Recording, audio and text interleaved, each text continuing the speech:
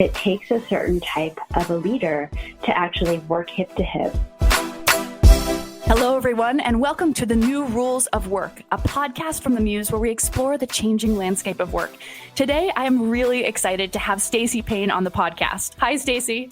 Hello.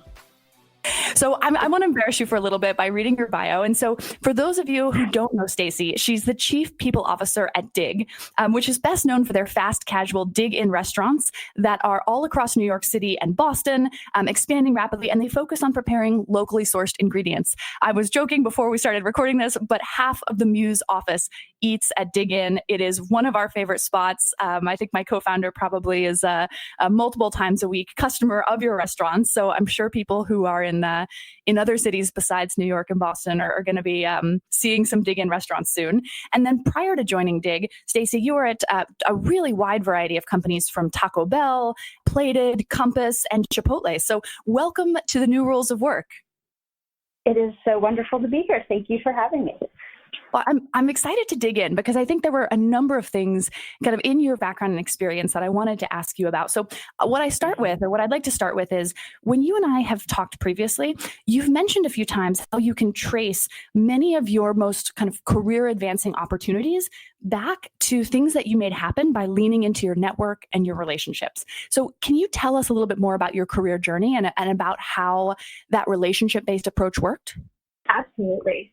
So just in the role I play as someone that leads the people function, I think it's really important to be vulnerable and transparent. So I hope that the things I share today, you understand they come from that place. And so for me, my background is a little unique. I am a mom of 3 amazing kids.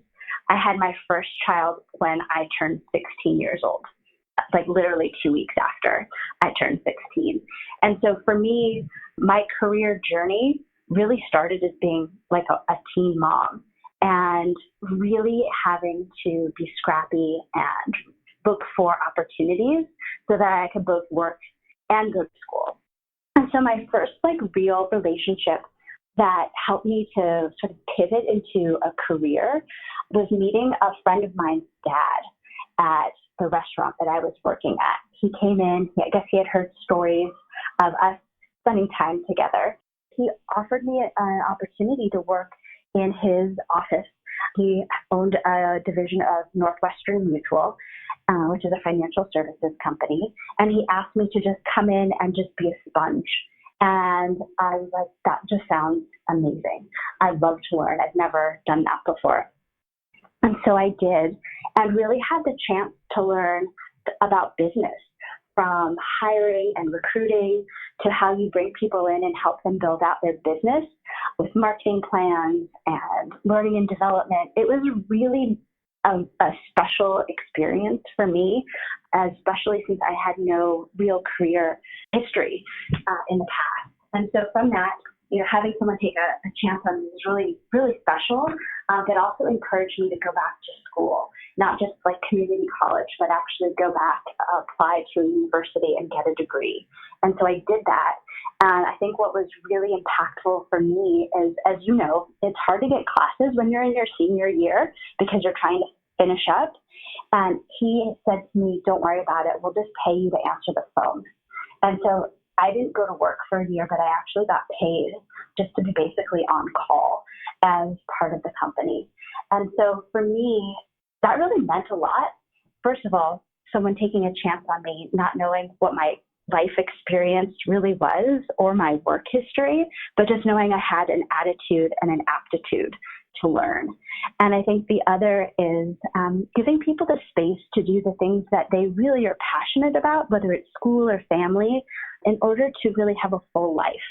And so that for me was one of the most meaningful stories in my career.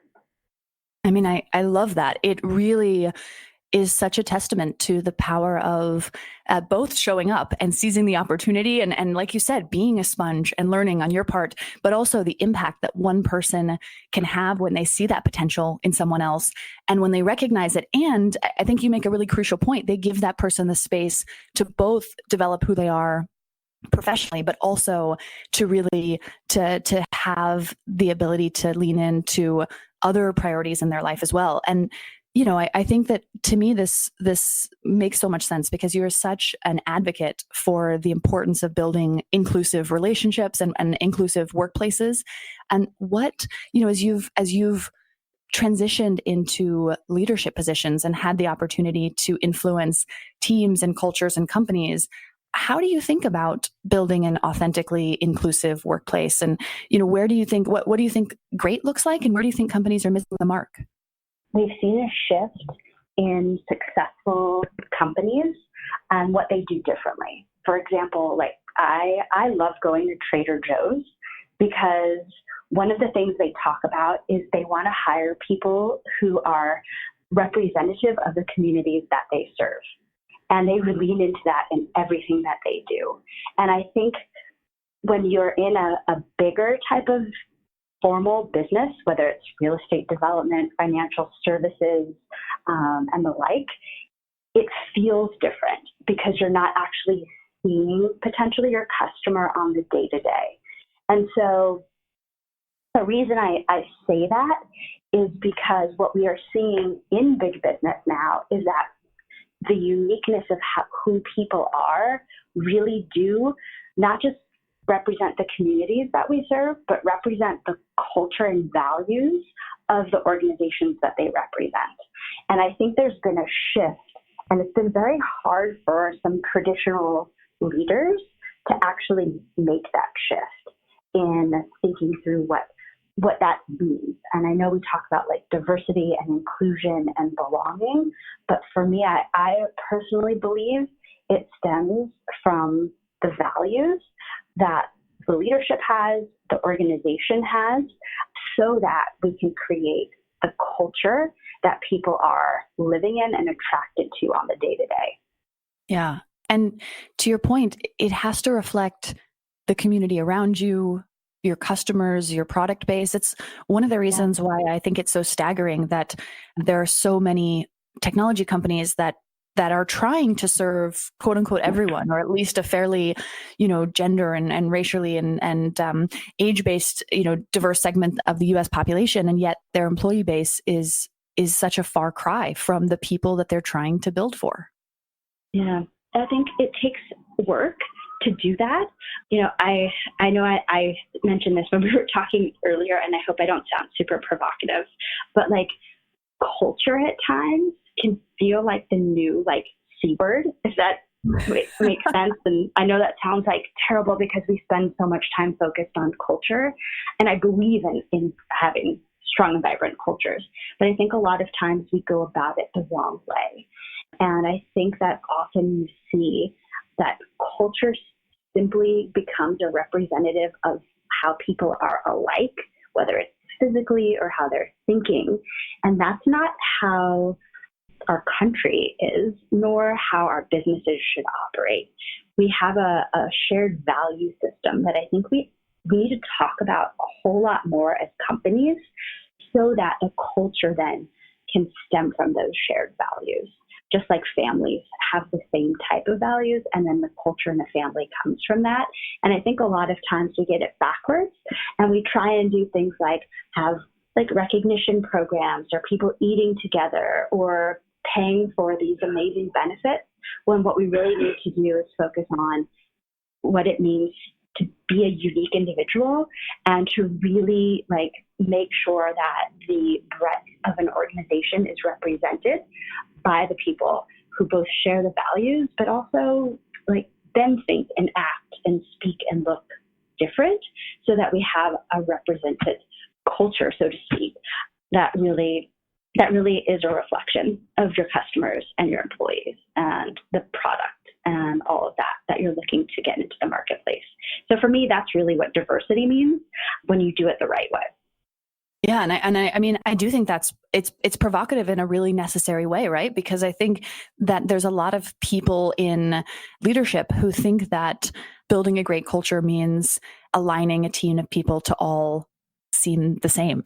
And it's been really interesting for me, when I started the Muse, I was able to use the word culture as a kind of shorthand for what does a company like to work for? what is the employee experience? What are the values? How does work get done? What sort of behaviors are rewarded and prioritized versus not? And I wanted, my platform and my business to help employers and job seekers find that right fit, because I think we all agree that there is a fit, but it's been so interesting to see the different ways that idea of culture, again, in some ways there's been a lot of positive outgrowth from this focus on it, but there's also been, I think, some threads of it that have harmed a movement towards more inclusive workplaces. And so I really think that I'm very aligned with this idea of focusing on values and thinking as well about which of your values do support a more inclusive workplace and a workplace and force that looks like your customers versus, there could be values that are unintentionally exclusionary and how as a leadership team can you really be thoughtful about that? Absolutely. And I think it takes a lot of conversations, a lot of soul searching as an organization to really get clear on what you value so that you can create storytelling so that you have an experience when you're bringing employees in that's consistent with the things that you're actually saying about your brand. We often have in the food industry, especially with chefs, people that are just wanting to and no disrespect, but just bark orders and have people do things. And it takes a certain type of a leader to actually work hip to hip, give in the moment coaching, and do the things that are important so that we have a culture that is supportive. But that value of nurturing the next crop, if we don't lean into that and really be specific and make some tough decisions around the types of people that we think are really talented, but may not do that for our business, it really does help as you're making those decisions so that you are protecting the culture that you want to amplify. Yeah. And I like that metaphor of the next crop. And so speaking of that idea of bringing in new people and nurturing and growing them, I was reading recently that there's a lot of research that new hires are most likely to leave a company in the first 90 days of working there, which is obviously a huge loss for everyone. And so it's interesting to me, looking at the research, that for many people, if you can invest in onboarding and get them to day 91 in a good place, then they're more likely to stay for a full year or longer. So I think, at Dig, you all are doing some really interesting things with the new hire onboarding program. Can you tell us a little bit about that and some of the results you're seeing from it? Absolutely. So that is really interesting research, especially in the restaurant industry, that if you can get someone to day 91, that they're likely to stay for a whole year. We have realized that we talk about hospitality a lot in the restaurant industry, but one of the best ways to show hospitality to someone new is to really provide them clarity, to make them feel welcome, and to have a process for them to learn. And so what we've been doing over the past few months is being very specific on how we bring our new, we call them chefs in training, into our restaurants. And so what we've done is we've created two specific career paths for them for their first 5 days. They get a letter when they join us, what role they're going to play. We've spent time, we call them training buddies. So our people in our restaurants who are really high performing and really want to advance their careers, they have the opportunity to be someone who welcomes these new hires in and takes them on a very specific journey over the course of 5 days, from learning food safety to how you really use a knife and have culinary skills to how we serve and cook our food. And so it's been really fascinating to see how engagement has really gone up because you have people who are getting to teach something that they've already learned. So you feel really proud about your job if you're a training buddy. And for those who have been welcomed into our organization, what we found is that instead of a 91-day, what we call a gap, ours is 45. And so we've seen that people who are getting to feel welcome and have clarity actually decide sooner which allows us to save a lot of money as it relates to the training and hiring process, but also see people advance faster, which I think is really spectacular.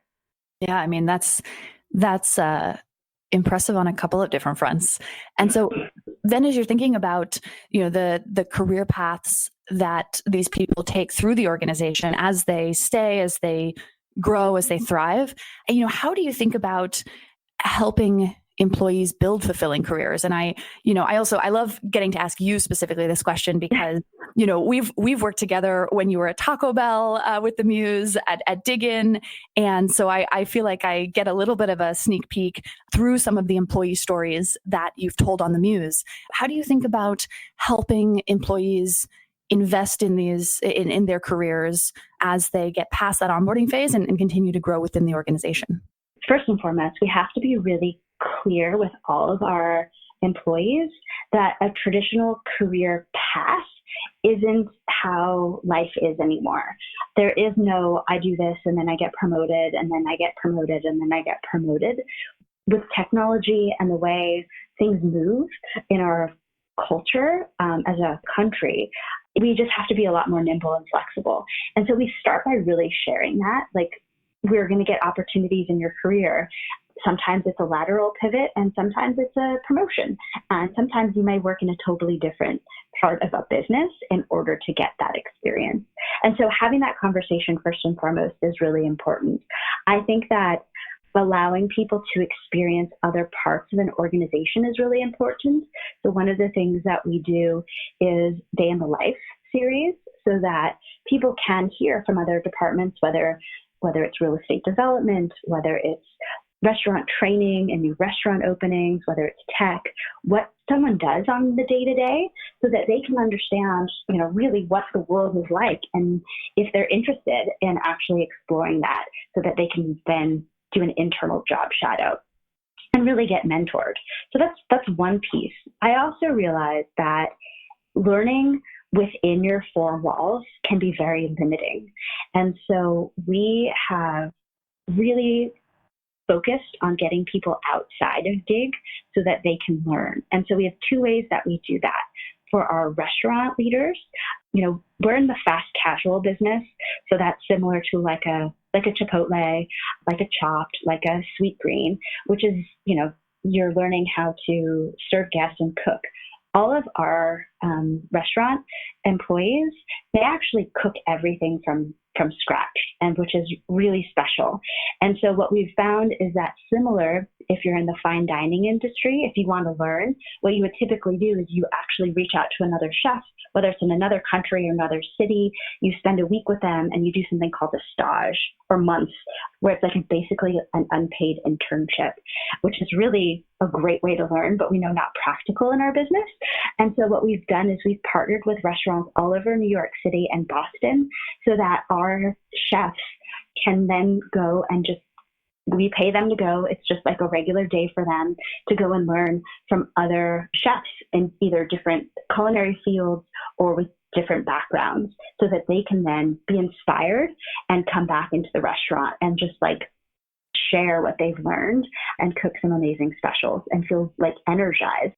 That's amazing. The creativity that must unlock in people who get to, like you said, go out into the world and take all of these different learnings and inspirations and bring them back into the org. That's incredible. It is. I think it's really special for people because, you go into a different type of restaurant, you're actually, again, sharing what you do on the day-to-day, and people are like, wow, that's really impressive, especially in a fast casual environment. You're actually cooking things that you would serve in a fine dining establishment, except you walk down a line and it's served to you in a bowl, right? It's just really special. And then for our employees at our support office, one of the things we've done is we've partnered with a company called Hopin, and they're based in New York. And what they've been able to do is allow us to provide our employees a way to go and job shadow other organizations. And so I know we talk a lot about, or in the past, people have had to wait 5 years to actually go on a sabbatical, which I think is a really long time to wait. And people move around companies so much more frequently that you don't get the benefit from that. So what we've decided to do is sort of like the anti-sabbatical and let anybody participate in this job shadow. And so we have people who've gone to organizations like big ones like Citi, FinTech. They have, I think, WeWork Labs as part of their process, Uber, and then lots of smaller companies. We had someone on my team who did a job shadow with a jewelry making brand, and she was so inspired coming back. It was so fun just to see an HR business partner learn so much from an industry that's just not even the same as ours, and have these different thoughts and ways that we could think about our employees like customers and really do things that are just super important as we're trying to create these moments of inclusion. And so we've seen some amazing things come from that. And the other thing that we make sure we do is we actually host people. And so part of Hopin's program is that as companies, you can host people to come and learn from your organization. And so that's been really special too. And we actually have someone who did a job shadow with us. She was thinking about going to culinary school. She was in the media industry. And so after her experience with us, she decided to quit her job, go to culinary school. And now she's doing an internship with us as part of our culinary operations team.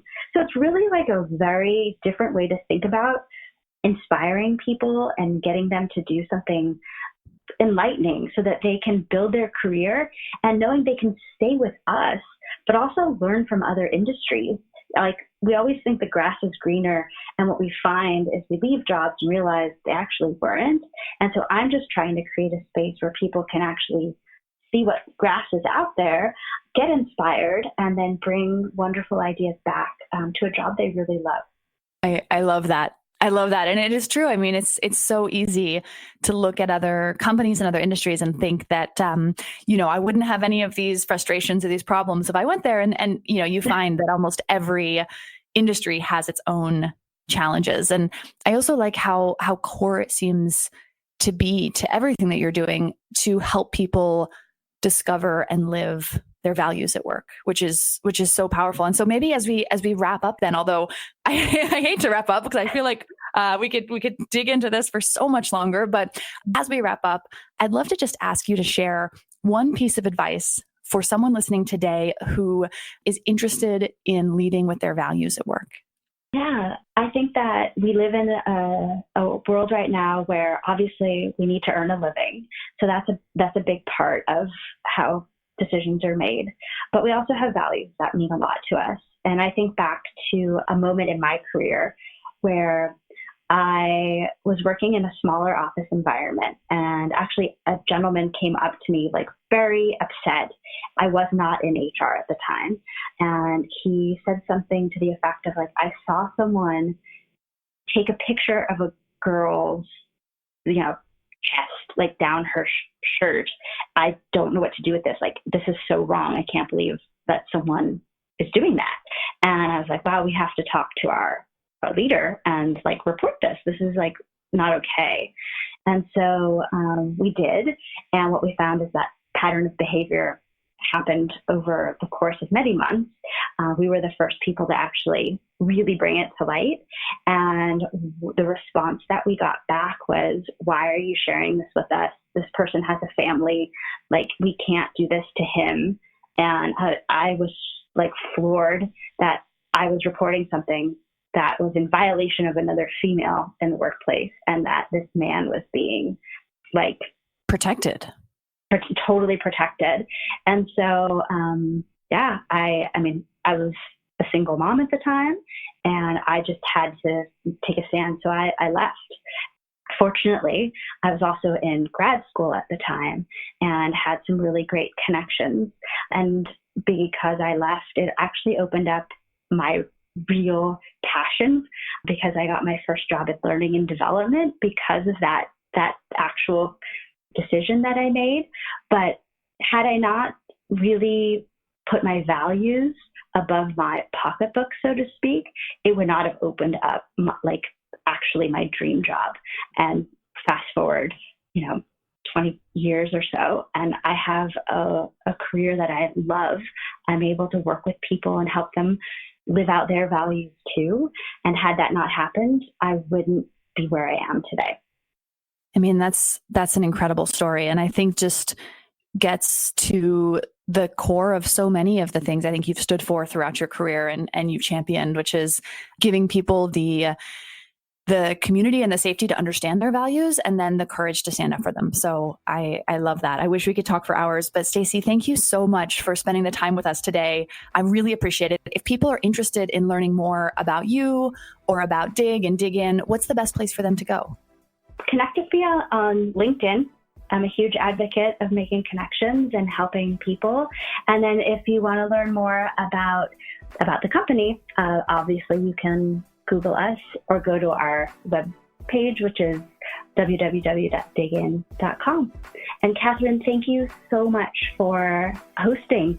This has been such a wonderful experience for me. I learned a ton, and I'm just really grateful to have you as a friend and a peer in the New York City community. Likewise. And it makes me even more excited about what I do when we can celebrate the work of people like you who are making work better for everyone. So thank you. And for those of you listening, thank you so much. I hope you enjoyed this, even a tiny fraction as much as I did. And we'll see you on the next episode of The New Rules of Work. The Muse is the best place to research companies and careers. More than 75 million people each year trust the Muse to help them win at work, from finding a job to building the skills to help them grow and advance. Organizations use our platform to attract and hire talent by providing an authentic look at company culture, workplace, and values through the stories of their employees. You've been listening to The New Rules of Work. To learn more about this episode and to research companies and jobs, visit themuse.com.